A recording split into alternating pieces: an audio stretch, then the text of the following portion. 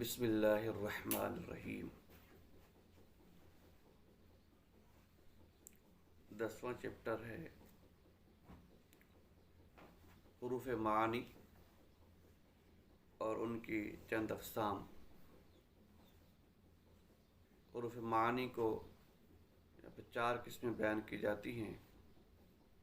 Number 1 حروف جارہ، حروف عطف، حروف ایجاب و نفی، حروف استفہام۔ حروف جارہ کا کام یہ ہے کہ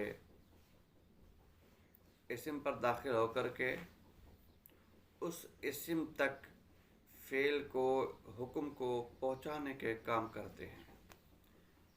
یعنی اسم پر داخل ہو کر کے جو فعل کا حکم ہوتا ہے اس فعل کے حکم کو اسم تک پہنچا دیتے ہیں۔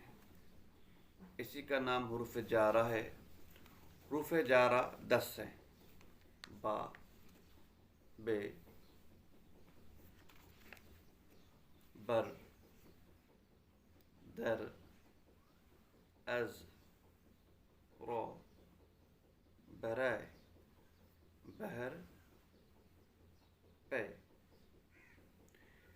یہ جب بھی کسی بھی اسم پر داخل ہوں گے تو اپنے فعل کی معنی کو، فعل کی عمل کو اپنے اسم تک پہنچانے کے لیے یہ کام کرتے ہیں۔ اس کے بعد میں حروف عطف۔ عطف کا معنی ہے مہربان، شفیق، شفقت کرنے والا۔ یہ 2 کلموں یا 2 جملوں کے درمیان میں آتے ہیں۔ یعنی 2 کلموں یا 2 جملوں کے درمیان میں آتے ہیں اور دوسرے کو پہلے کے حکم میں شامل کرنے کے لیے یہ کام کرتے ہیں۔ یعنی جو حکم پہلے پر لاگو ہوا ہے وہی حکم دوسرے پر لاگو کرنے کے لیے حروف عطف آتے ہیں۔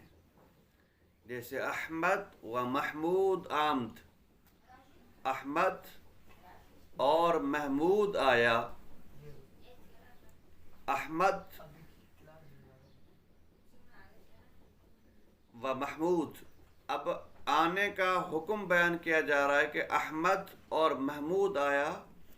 پہلے تھا آنے کا حکم احمد کے لیے کہ احمد آمد، احمد آیا، واو لگا کر کے محمود کو شامل کر دیا گیا۔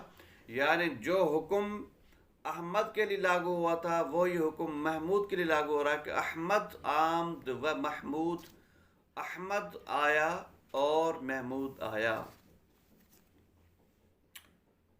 میں نے بتایا کہ حروف جارہ 10 ہیں اور اسی طریقے سے حروف عطف واو، یا، کے، باس، پس، سپس، نیز، ہم، یہ 8 حروف ہیں۔ یہ جو حروف عطف کہلاتے ہیں یہ 8 ہیں۔ ان کا کام یہ ہے کہ 2 جملوں کے درمیان یا 2 کلموں کے درمیان آ کر کے جو حکم پہلے کے لیے تھا وہی حکم دوسرے کے لیے لاگو کرنے کے لیے آتے ہیں۔ ان کا کام یہی ہے۔ حروف ایجاب کسی بھی کام کو ہاں کرنے کے لیے، اقرار کرنے کے لیے، کسی بھی کام کی تصدیق کے لیے آتے ہیں۔ جیسے میں نے سوال کیا کہ فلاں شاگرد آیا ہے تو جواب میں کہتے بھلے، ہاں آیا ہے، یا نہیں آیا۔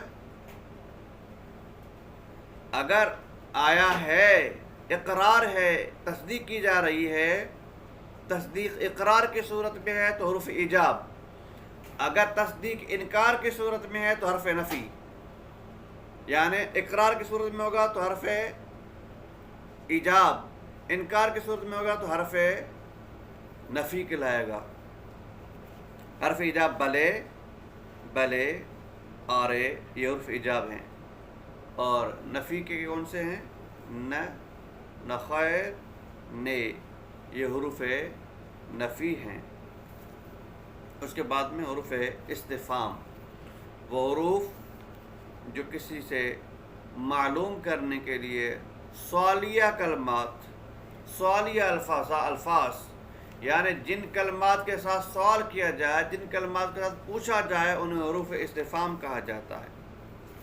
جن سے بھی سوال کیا جائے گا وہ حروف استفہام کہلائیں گے۔ حروف استفہام کون سے ہیں؟ آیا، چی، چرو، چیست۔ فارسی زبان میں لفظ لکھا تو جاتا ہے چیست، لیکن جدید فارسی زبان میں بولنے کے لیے جو لفظ استعمال ہوتا ہے وہ استعمال ہوتا ہے چیئے۔ پڑھتے لکھتے ہیں چیست، لیکن جو زبان میں استعمال کرتے ہیں بولنے میں وہ چیئے۔ چگونے، چسور، چطور، چغدور، کدام، کی، کیون، کیے، کرا، کھجا، کے، چند۔ یہ حروف ایجاب ہیں، حروف استفہام ہیں۔ یہ وہ الفاظ ہیں جن سے ہم سوال کرتے ہیں، جیسے آیا ان کتاب ہے، کیا یہ کتاب ہے؟ تو جواب میں جب ہم اقرار میں کریں گے بلے ان کتاب ہے، ہاں یہ کتاب ہے، تو جواب میں حرف ایجاب آیا ہے تصدیق کرنے کے لیے۔ اگر وہ کتاب نہیں ہے تو جواب میں انکار آئے گا، نہ خیر ان کتاب نے، نہیں یہ کتاب نہیں ہے۔